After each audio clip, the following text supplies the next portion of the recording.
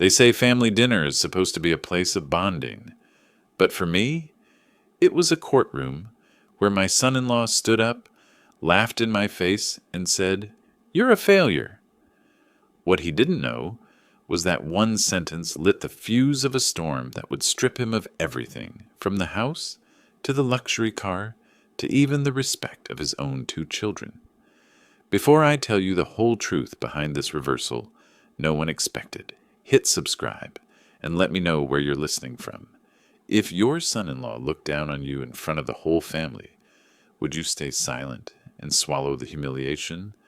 Or would you stand up and turn that humiliation into a weapon? Let me tell you my story. The crystal chandelier hanging from the high ceiling poured warm golden light onto the polished walnut table. Candles flickered in silver holders, trembling from the slight breeze through the half-open window. The scent of rosemary and melting butter from the prime rib fresh out of the oven, mingling with the faint aroma of Cabernet. Melissa said this dinner was to celebrate Ryan's promotion to regional sales manager. But the way he sat down at the head of the table, the chair that used to be mine whenever the family gathered, told me this was a different kind of ceremony, a declaration of power. "Dad, should I pour the wine?" Melissa asked, her voice trying to sound casual. She wore a pale blue dress, her wrist glinting with the bracelet I once gave her for Christmas. Her eyes flicked toward Ryan for approval, a habit carved deep after 14 years of marriage. "Perfect," Ryan answered before I could. He swirled his glass, watching the jade-colored liquid trace slow arcs, then took a large sip as though the celebratory gift from me, the Rutherford benchmark, was proof of his own refined taste. "Cabernet 2018. Not bad, Edward." I set down my fork and knife, glancing around the table I had picked out with Melissa just last year. The kids sat side by side, Lucas, 12 years old, arms folded across his chest, trying to act grown up, and Chloe, 9 years old, shoulders hunched, occasionally tilting her head at the sound of the neighbor's dog barking outside. The peaceful atmosphere typical of suburban Austin on a Saturday night suddenly felt like a taut wire waiting for someone to snap it. "Promotion, huh?" I smiled faintly. "Congratulations, Ryan." The new position must be a lot of pressure. Pressure is what makes people grow. Ryan leaned back in his chair, hands folded loosely across his stomach, the gleam of his watch catching the light. These days, speed is the real measure. If you can't keep up, you get left behind. "I've run my share of races," I said evenly. "Bridges and highways don't build themselves, you know that?" "Oh, sure," he waved, smirking. "But that was 40 years ago, when everything was slower. Now it's all digital, cloud, KPI, pipeline." He flicked a glance at Melissa, searching for her unconscious agreement. "The younger generation has to carry a lot." "Grandpa carries a lot too," Chloe whispered, her brown eyes looking up. "He built me a treehouse last summer." The table froze for a beat. I heard Lucas's fork scrape his plate, and the pepper from the mashed potatoes suddenly smelled stronger than usual. Melissa tried to smooth it over. "Sweetie, tell Grandpa about your piano practice." Ryan didn't let her. "That's cute," he said, patting Chloe's shoulder like a favor. "But real men, have to earn with their sweat, not live off someone else forever." "Right, Edward." I stared straight at him. His words weren't random. Each one painted a layer over the picture he wanted everyone to see. He was the provider, the capable one. I was just an old man who had stepped out of the game. I'd seen men like him on construction sites. They started with jokes and ended with knives. "I don't think anyone here lives off anyone else," I replied. "Family is where you hold each other up when needed." "Right.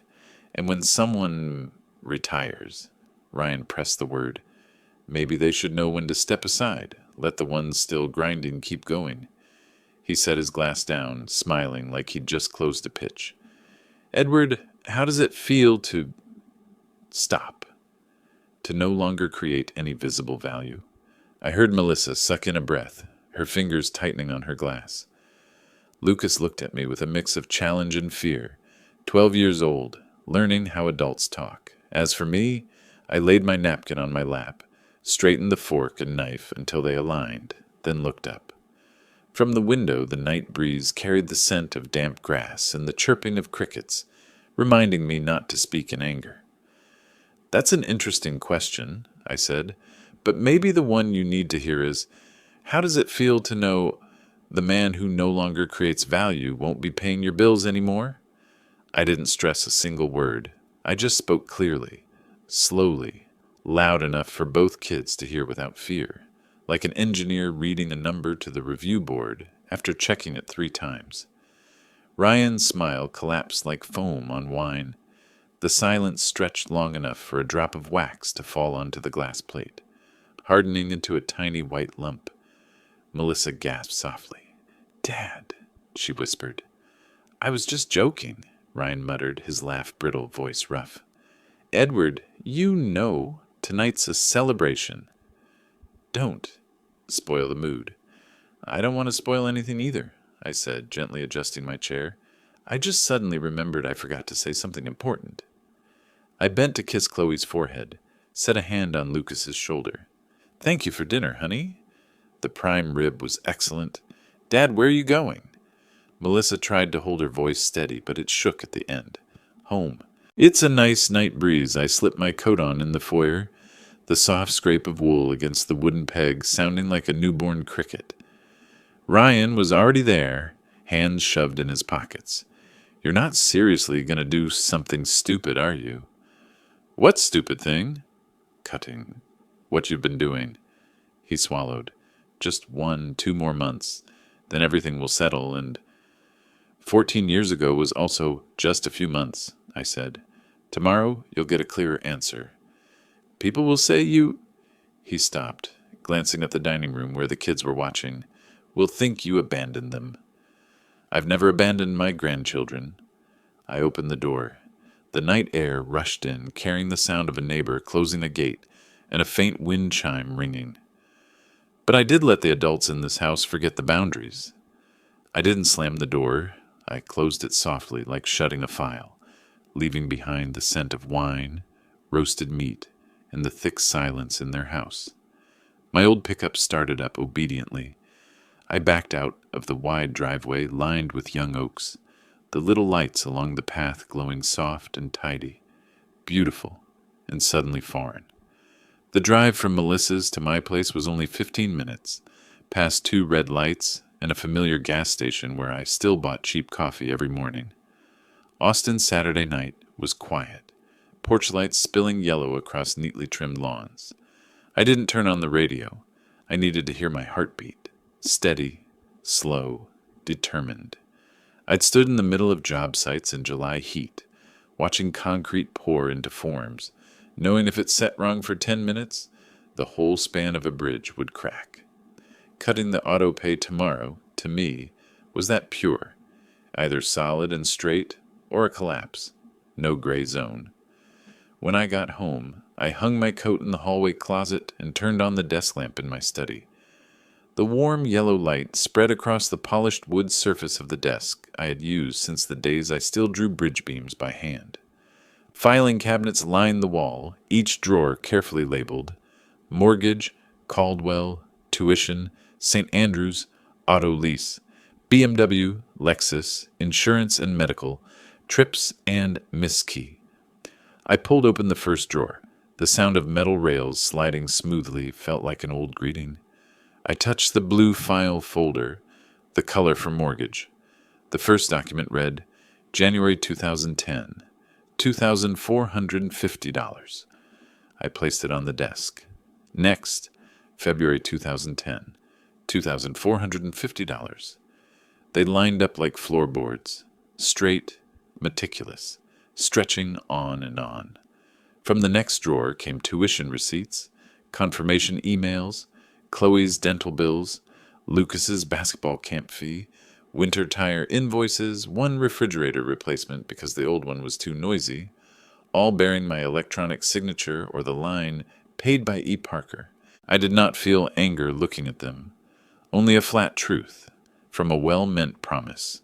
I will help until you're stable. We had slid into an invisible withdrawal system. I had let love blur boundaries. I had chosen the easy way, paying faster instead of teaching adults, and easy is always expensive. I opened the small drawer, took out a black hardback notebook. On the first page I wrote in blue ink, "Tomorrow, stop all recurring transfers to the Caldwell household. Exception, pay directly for Lucas and Chloe, tuition/medical/activities." On a new page I listed phone numbers, bank, home insurance, utilities, school, 2 car companies. I added one last entry. Meet financial advisor, Monday 9:30 a.m. The wall clock struck 11. I leaned back, eyes on the framed photo on the shelf. In it, Diana smiled, her eyes crinkled with joy. Beside her, Melissa, at 24, leaned against her mother's shoulder. I took the frame down, gently wiping a thin layer of dust from the wood edge. "I promised you I would take care of her until she was stable," I whispered, afraid to snap the fragile thread between past and present. Stable doesn't mean living off someone else forever, does it, Di? The night breeze slipped through the crack in the window, flipping up a corner of paper on the desk. I set the frame back, closed the notebook, and turned off the lamp. Before bed, I stopped at the window, looking out at the empty street. Some decisions, if delayed, are never made. Once spoken, they turn into action naturally, like water following a slope. That night, I went to bed earlier than usual. Tomorrow, the clock would ring at 7. I would brew a pot of black coffee, open the notebook, and make the first call. Not to punish anyone, but to reteach a lesson I had erased. Love is not paying every bill, but setting the right boundaries so those you love have a chance to stand on their own. Sunday morning, Texas sunlight cut through wooden blinds, stripes of gold crossing the living room floor. I woke earlier than usual, brewed a pot of black coffee, and poured it into the ceramic mug with the Texas Engineers Association logo, a gift from my retirement ceremony years ago. Steam rose, the bitter aroma waking every cell in my chest. Today I knew I wasn't drinking just for alertness. I was preparing for surgery, not on a body, but on numbers. My study sat at the end of the hall. The heavy oak door swung open, the smell of old paper and polished walnut filling the room. I lit the familiar brass desk lamp, its warm glow revealing rows of beige steel drawers, each one hand-labeled, so neat people thought I had an obsession. Mortgage, Caldwell tuition, St. Andrews, auto lease, BMW or Lexus, insurance and medical, travel and misc. I pulled the first drawer. The rails clicked firmly. Blue folders appeared, the mortgage color. On top, a receipt. January 2010, $2,450. Underneath, February 2010, $2,450. Month after month, year after year, like bricks forming a road that stretched 14 years. I laid out a set of 12 sheets neatly across the desk. The numbers read, $2,450 a month, multiplied by 12 is $29,400 a year, multiplied by 14 years is $411,600, over $400,000, just for the mortgage. Next drawer, yellow files, tuition for St. Andrews Academy, thick receipts, nearly $12,000 a year per child. Lucas from kindergarten through 7th grade, Chloe from kindergarten through 4th grade, total over $168,000. Third drawer, green, auto leases. Ryan liked to tell friends he was smart with money, upgrading every 3 years, but I was the co-signer. BMW X5 at $650 a month, Lexus RX at $500 a month. 8 years straight, a total of $110,400. Red files, insurance and medical. Emergency room bills when Lucas broke his arm. Orthodontist bills for Chloe. Insurance claims when Ryan was unemployed. Total, $84,000. Orange files, travel and miscellaneous. Disney World 2015, $7,200. Caribbean Cruise 2018, $9,600. Aspen ski trip, $5,400. Add Christmas gifts, car repairs, and a new fridge, around $64,000. I tapped the calculator.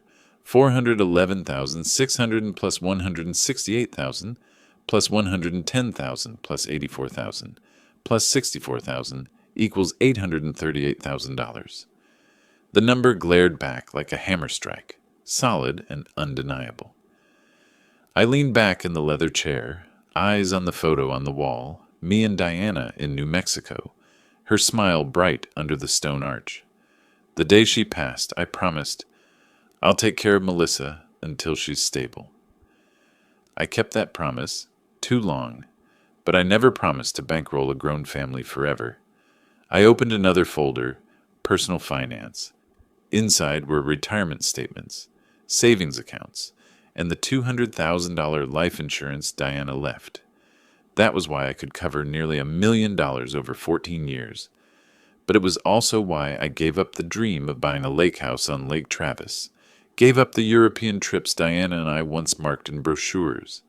I took the pen, wrote in the black notebook, mortgage, $411,600. Tuition, $168,000. Auto leases, $110,000. Insurance and medical, $84,000. Travel and miss, $64,000. Total, $838,000. I underlined twice, then added, stable, never. Means living off others, indefinitely. The phone rang. Melissa. Dad, what you said last night, was it real? Her voice was hoarse, thin like a thread. It was real.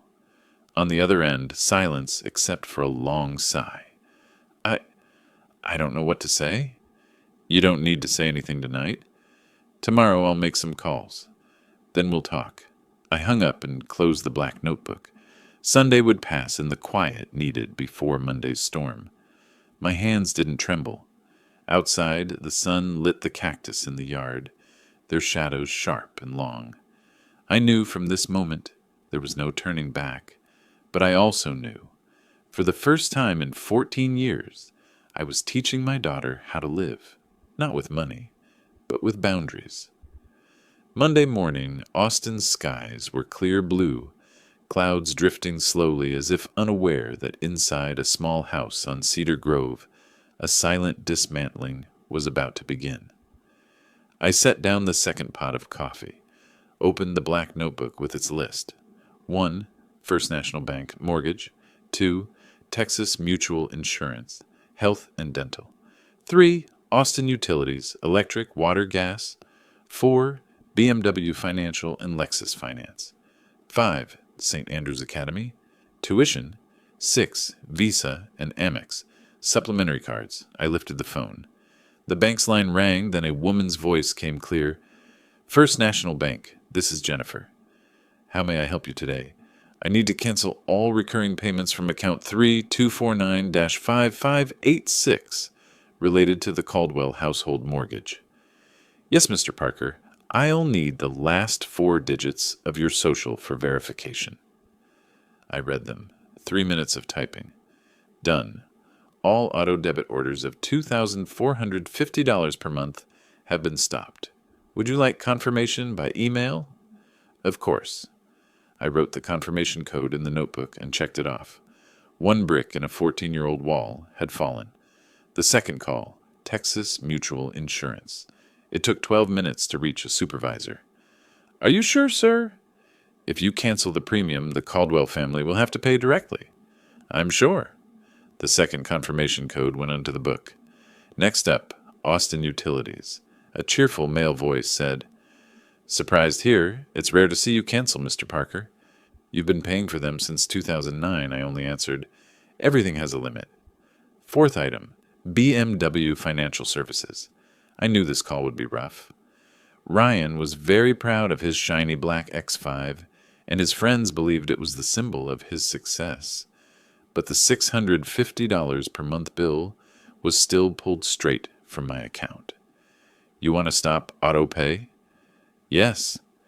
In that case, the Caldwell customer must pay on their own by the 15th, or the lease could default. I understand. I marked it in red in the notebook. High impact. Fifth call, St. Andrew's Academy. I proactively offered, starting this month, I will pay Lucas and Chloe's tuition directly. Please send separate invoices to my email, not through their parents' account.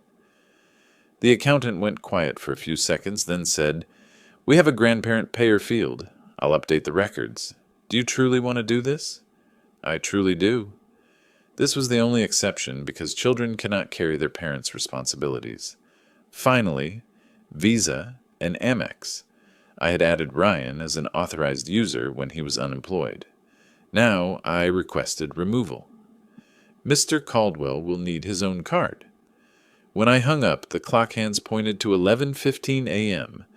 8 items were crossed off the list. I leaned back, drew a deep breath.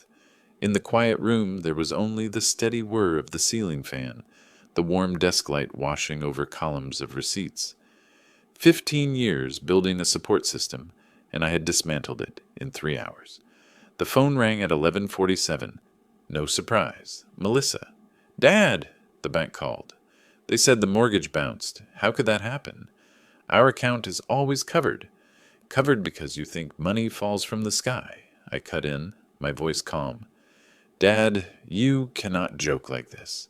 Lucas has a game this weekend and Chloe needs tuition. If you stop, we will. Melissa. I already said it. I only cover the grandkids, not the adults. Mortgage, cars, insurance, utilities. From now on, you and Ryan handle them. Silence like a taut string. I heard Melissa's quick breathing. You can't abandon us like this. Not abandoning. Returning responsibility to the right people. The call ended. I sat still, eyes on the last line in the notebook. Stability means standing on your own feet. Outside the window, Texas sun blazed, oak shadows modeling the yard. I knew the story was no longer numbers in a file drawer. It had become reality, and Melissa and Ryan were about to face it, head on. Monday afternoon, Texas light poured onto my front porch. So hot, the white paint on the fence seemed to shine. I had just recorded 8 confirmation codes, canceling autopay in the black notebook, when I heard tires grind gravel outside. I didn't need to look to know who it was. A silver Lexus RX braked hard at the steps. The door flew open. Ryan stepped out, tie off, face flushed. Melissa followed, clutching her handbag to her chest, eyes red. They didn't knock. Ryan shoved the oak door and stormed into the living room like the owner. What the hell do you think you're doing, Edward? He roared. The bank just said the mortgage payment didn't go through. The car's flagged for default. You've wrecked the whole system. I rose slowly from the leather chair, closed the black notebook, and set it square on the desk. I haven't wrecked anything. I've stopped working in place of 2 adults. Melissa stepped forward, voice trembling. Dad, please. At least give us 3 days to sort things out. Lucas has school. Chloe has a piano recital. I've accounted for everything. I cut in. I pulled open a drawer, took out color-tabbed folders, and laid them on the walnut desk. The thick thud of paper on wood landed like a gavel. Sit. Listen carefully. Ryan folded his arms, refused to sit, but his eyes locked on the files. I opened the first sheet. Mortgage. $2,450 a month. 14 years. Total. $411,600. I slid the blue stack toward them. Next sheet. St. Andrew's Academy tuition. 2 children. Total. $168,000. Next. BMW X5 and Lexus RX. Continuous leases for 8 years. $110,000. I pulled another stack. Insurance and medical, $84,000. Finally, travel, gifts, emergencies, $64,000. I stacked them all, then said slowly and clearly, in total, over 14 years, I have paid $838,000. Enough to buy this house outright. Melissa covered her mouth, eyes wide. Ryan let out a dry laugh. No way. You're making numbers up. I turned the black notebook toward him and pushed it over. Every receipt, bank confirmation, and company email is here.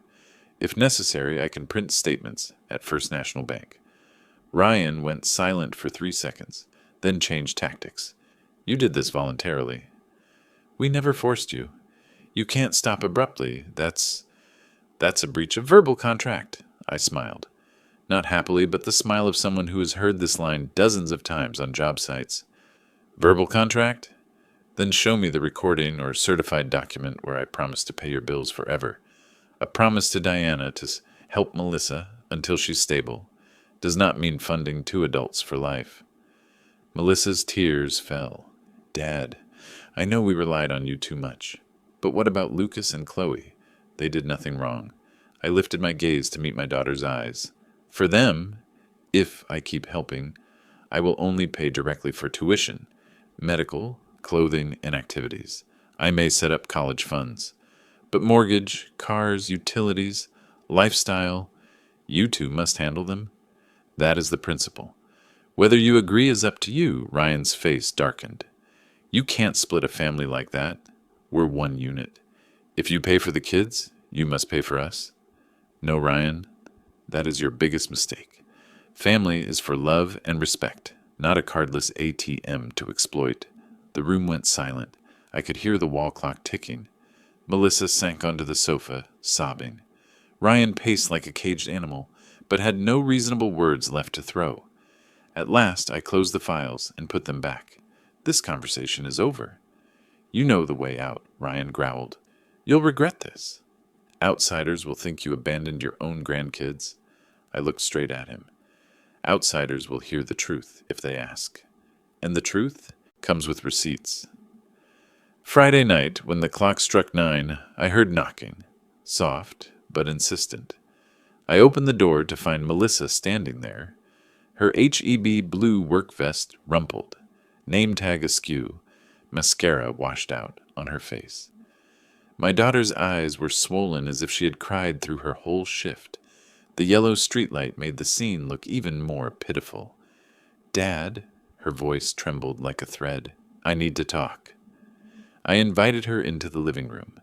Melissa sat on the sofa, hands clenched so tightly I could hear her nails scrape. After a long while, she spoke. Dad, the foreclosure is real.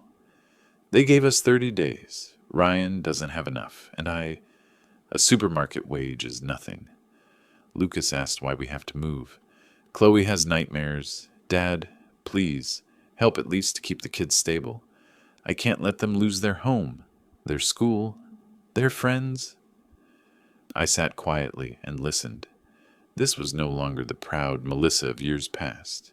This was the voice of a desperate mother. I asked slowly, what do you want me to do? She drew a deep breath. I'm not asking you to pay everything. But if you can help the kids, tuition, medical, clothes, you can pay the school and doctors directly. I just ask, please give them a chance not to be dragged down with us. I saw Diana's face in my daughter's eyes, fragile like in the hospital, years ago when she begged me to look after our child. But I also remembered the $838,000 gone, and the just a few months promises that stretched 14 years. I spoke slowly, each word clear. You remember what I said before. I will only cover Lucas and Chloe's tuition, medical, clothing, and activities, and I will still set up college funds for them.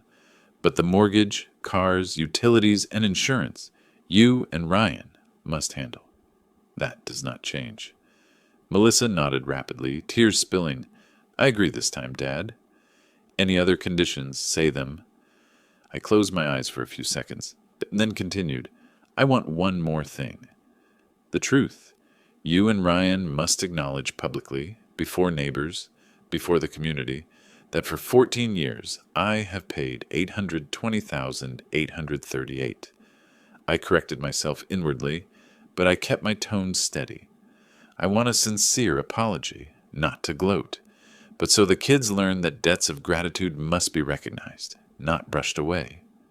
Melissa choked, hands covering her face. I don't know if Ryan will accept, but I promise I will tell him. For Lucas, for Chloe, I handed her a box of tissues. and sat in silence. In the room lit warm and yellow, there was only the sound of my grown daughter's sobs, for the first time in many years with no pride left to hide behind. They left, the door closing heavily. I stood still for a few minutes, watching the late afternoon light slant through the curtains, then sighed. This wasn't a victory. It was the opening match of a long war, and I had laid the first brick. There are nights when I sit in my study, open an old file, and my mind rewinds to the very beginning, when it all started. In the fall of 2009, Austin had just been hit by the economic storm. The pharmaceutical company where Ryan worked had recently cut nearly half its staff. Meanwhile, Diana, my wife, lay in a hospital bed, gaunt after 4 months fighting lung cancer. The room was glaring white, the smell of antiseptic, and the steady beep of the monitor, like an hourglass dripping seconds. I still remember that day. Melissa fell to her knees by the bed. Her face was haggard, mascara smeared from crying. She gripped her mother's hand, then turned to me. "Dad, Ryan and I can't hold on. He could lose his job any time. The mortgage, $3,000, is almost due. I'm afraid I'll lose the house and then lose the place where Lucas will grow up." Diana looked at me, her eyes dim but still holding one last trust. She whispered, her voice like a breath of wind, "Please, take care of her." Until she's stable, I squeezed my wife's hand and promised. I thought that promise would last only a few months, but promises made to the dying carry a terrible weight. In the first months, Ryan was still humble. I remember the first time I wrote a check for $2,450 to the bank. Ryan clasped my hand, called me sir, eyes wet. "I'll pay it back." "Just 6 months. I'm about to be promoted, I promise." On weekends, he brought a ladder, climbed onto my roof, and cleaned the gutters. Melissa phoned twice a week to ask if I was eating well, and sent over homemade pies. Lucas was only 4 then, chirping, "Grandpa saved our house." Chloe was just toddling, hugging my leg as if she understood gratitude. I believed. 2010 came, and I wrote more checks. This time it's not just the mortgage, but also a car. Ryan needed an old BMW to make an impression with clients. I co-signed. "Just a 3-year lease, sir.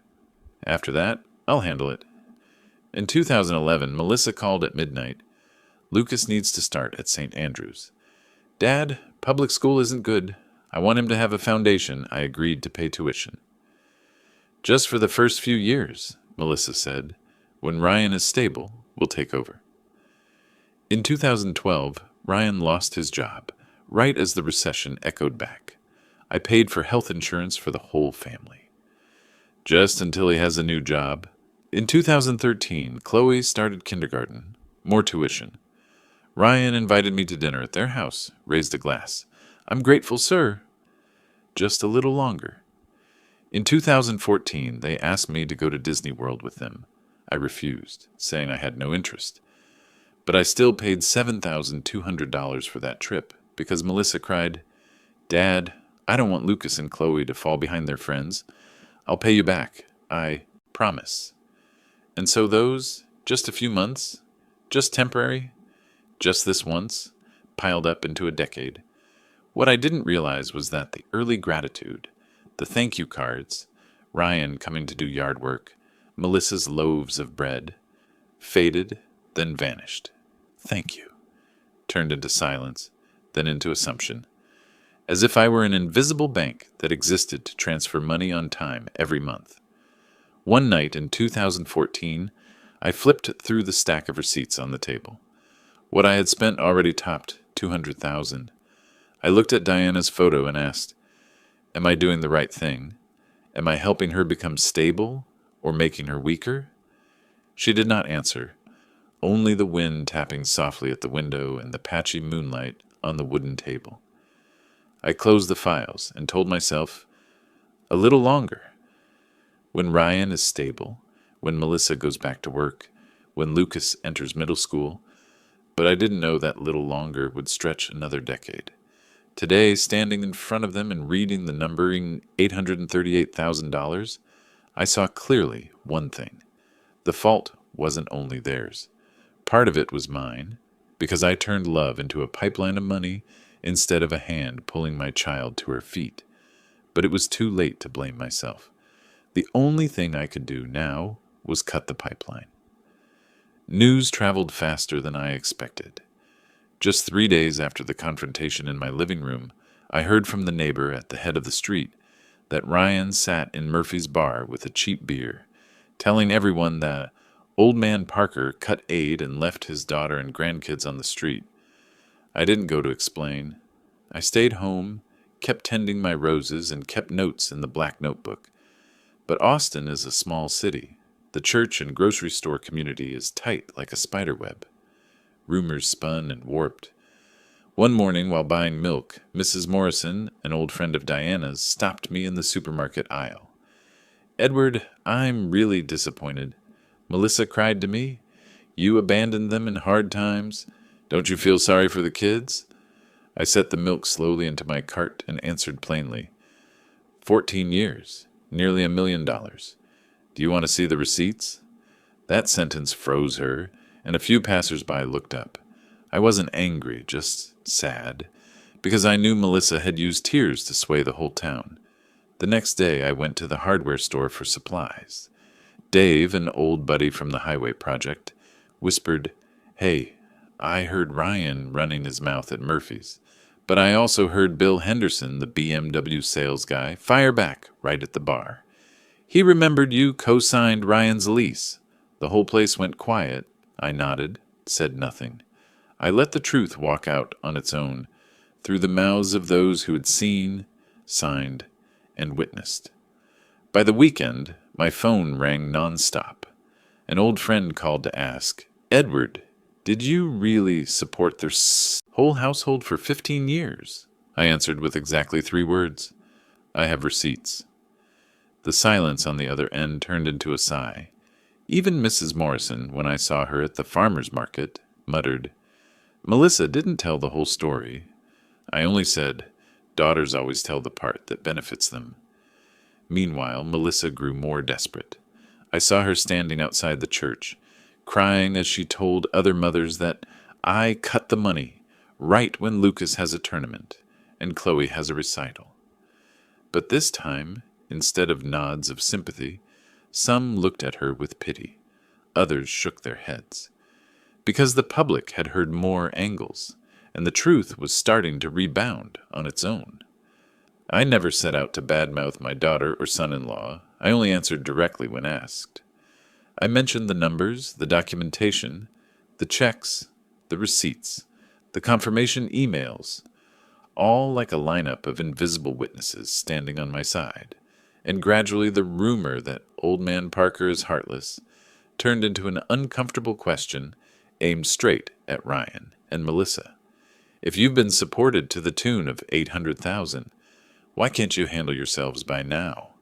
Sunday night, I sat alone in my study, the desk lamp glowing over the black notebook. I felt no joy, no gloating, only something quiet spreading outward.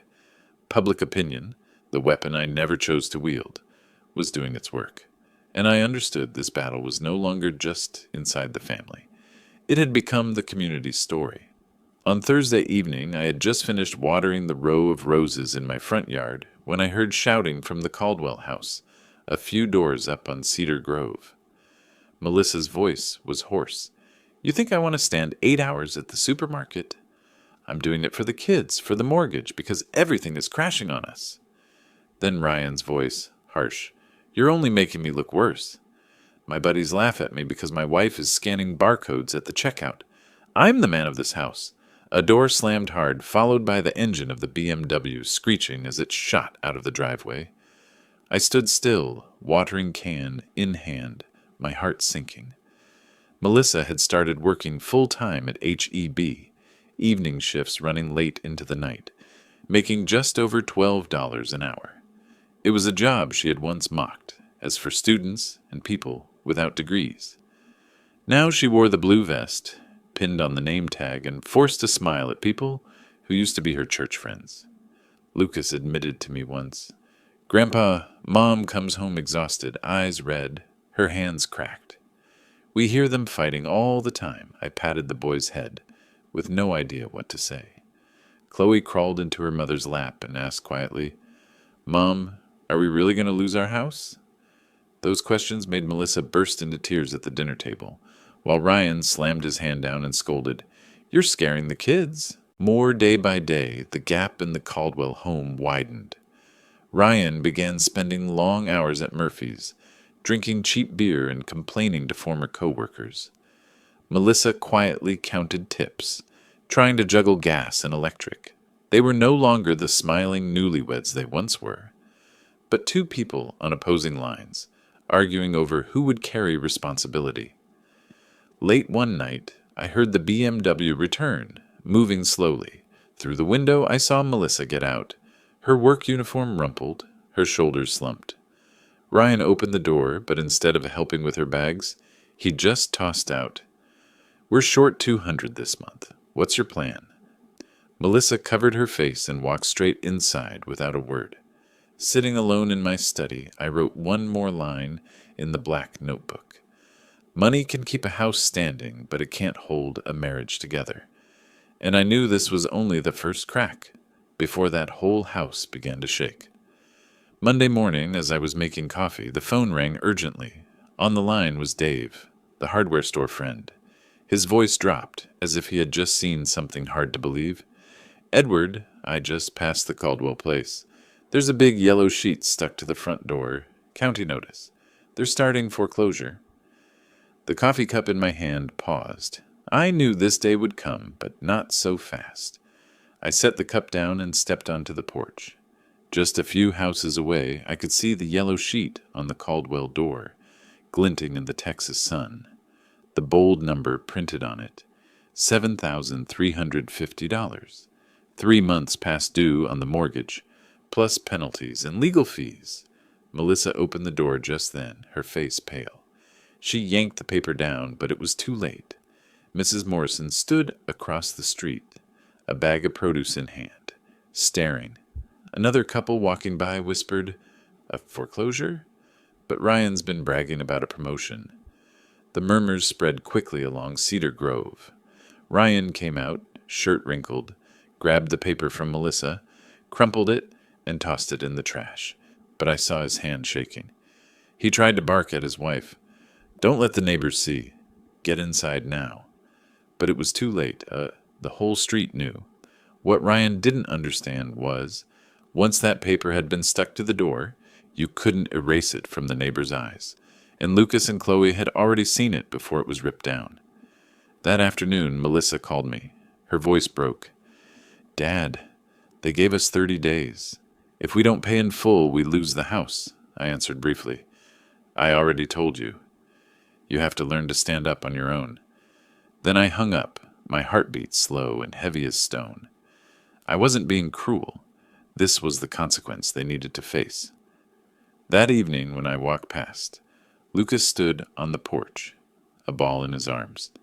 He asked quietly, Grandpa, what did the yellow paper mean this morning? Dad said it was a joke. I knelt and looked him in the eye. It's not a joke, son, but none of this is your fault. You just focus on school and let the adults handle adult things.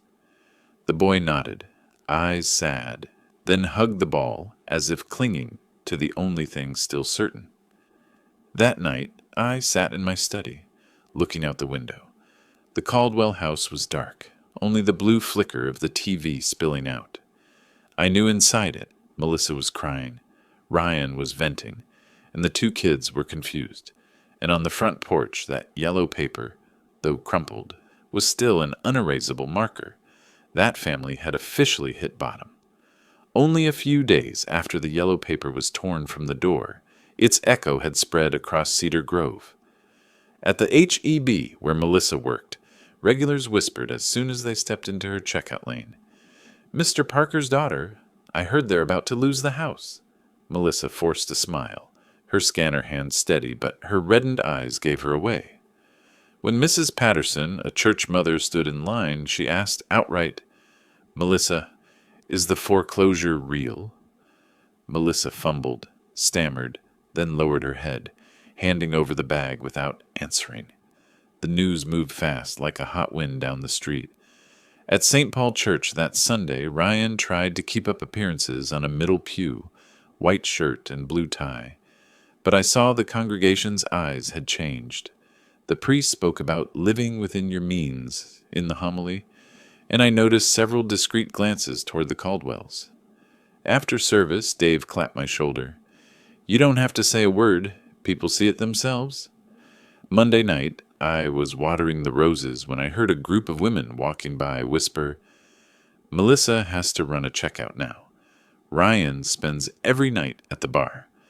All those years Mr. Parker supported them, and this is where it ends up. Those words didn't come from me. They came from the neighbors. That was the real pressure. Ryan chose arrogance as his counterpunch. At Murphy's bar, he raised his voice. Foreclosure is just a technical glitch. I'm about to be moved up to director. But Bill Henderson, the BMW salesman, cut in. You owe your father-in-law a pile of money. What director? The whole bar went quiet. Ryan left, face flushed, beer half finished on the table. Melissa didn't argue as much as before. She worked the late shift, came home late, and cried, holding her kids. Once, Chloe told me, Mom says working there is embarrassing. Everyone looks at her. But she says she has to, so we can stay in our school. Lucas stayed quieter, repeating only, I hate hearing them fight about money. In my black notebook, I wrote one more line. Public opinion is a mirror, reflecting the truth those involved try to brush off. I didn't need to explain anything. Every one of Ryan's lies, every one of Melissa's tears, every neighbor's look, they all became a community courtroom. And in that courtroom, I didn't need to defend myself. I just had to wait. Sunday at exactly 2 o'clock in the afternoon, the BMW pulled up in front of my place. Ryan stepped out, white shirt wrinkled, tie loosely knotted. Melissa followed, holding Lucas and Chloe's hands. The two kids were dressed neatly, as if prepared to witness a formal event. I opened the door and invited them into the living room. The air was thick. Ryan stood straight-backed, hands in pockets, trying to maintain pride, but his shoulders trembled slightly. Melissa sat on the sofa, clutching her daughter. Lucas fidgeted with his ball, eyes locked on me. I began. We've talked many times. Today I need a clear answer. Do you accept my conditions? Melissa spoke first, her voice hoarse. Dad, I agree.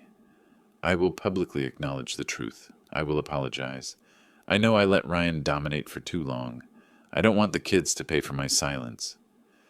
The room turned to Ryan. He swallowed and rasped. You want me to kneel before the neighbors? Let the whole block know I lived off my father-in-law for 14 years? I didn't raise my voice. I just flipped the black notebook on the table toward him. It's not what I want. It's what already is. You only need to admit it. If you won't, foreclosure will speak for you. Repossession will speak for you. And the whole street already knows. But if you choose to acknowledge it, at least your kids will see their father still has some courage. Ryan drew a hard breath, eyes unfocused. Lucas suddenly looked up and asked, innocent, but cutting like a knife, Dad, is Grandpa telling the truth? He paid for my school, for the house, for the cars. Everything? Melissa burst into tears. Chloe burrowed into her mother, whispering, I just want to stay at my school with my friends. In that moment, Ryan's shoulders sagged. He let his hands fall and dropped into the chair across from me. His voice was rough. All right, I'll do it. But I need you to promise one thing. Don't let the kids lose their place. Keep their school stable. I nodded. That I've promised, and I'll keep my word. Melissa wiped her tears and turned to Ryan. We'll write a public letter, send it to the local paper, post it on Facebook, and speak directly to the neighbors. You understand? Ryan nodded stiffly, as if swallowing a stone. I closed the notebook and said firmly, then start this week.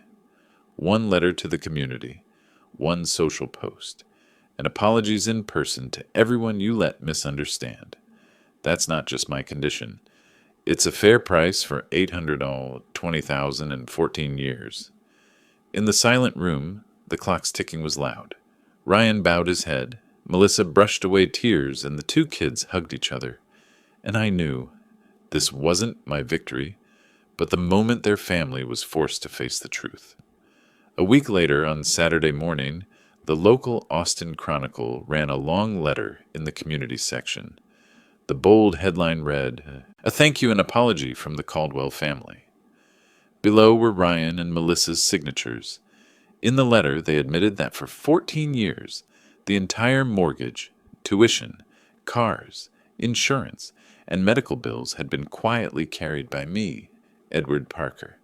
They apologized for letting people misunderstand, for boasting of achievements that weren't theirs, and pledged to live on their own labor from now on. That afternoon, I went to my usual farmer's market. Neighbors greeted me with different eyes. An elderly woman leaned in to whisper, "Mr. Edward, you did what few would dare. You gave your daughter a real chance to grow up." I only smiled and greeted her back. That evening, the whole street witnessed a rare sight. Ryan and Melissa going door to door, knocking, apologizing in person. From a distance, I saw Ryan bow to Mr. Bill, the neighbor who had listened to his BMW bragging. Bill shook his hand and said simply, "Better late than never. At least you faced it."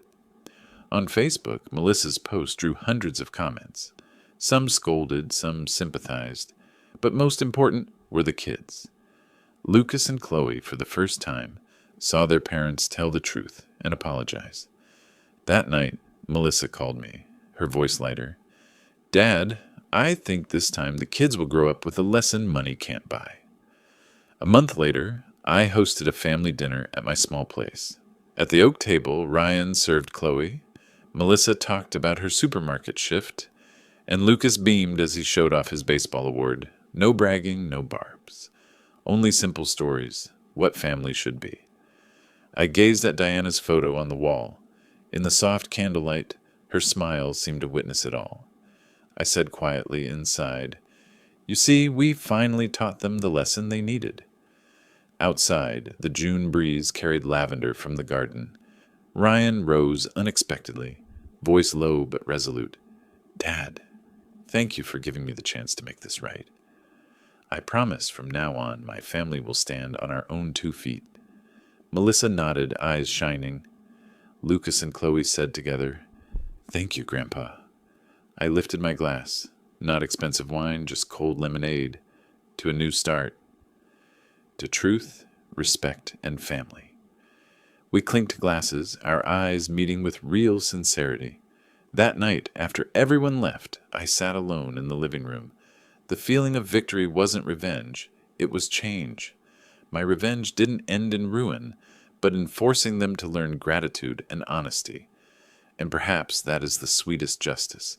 And that is how a dinner that seemed ordinary became a turning point that changed an entire family. My son-in-law lost his arrogance, my daughter relearned gratitude, and I finally found respect again. If you've ever been belittled by your own kin, would you walk away in silence or stand your ground and turn humiliation into strength? Tell me your thoughts in the comments. I truly want to hear your answer. And don't forget to hit subscribe and turn on notifications so you won't miss the next stories, where justice always shows up when least expected. Thank you for watching, and see you in the next video.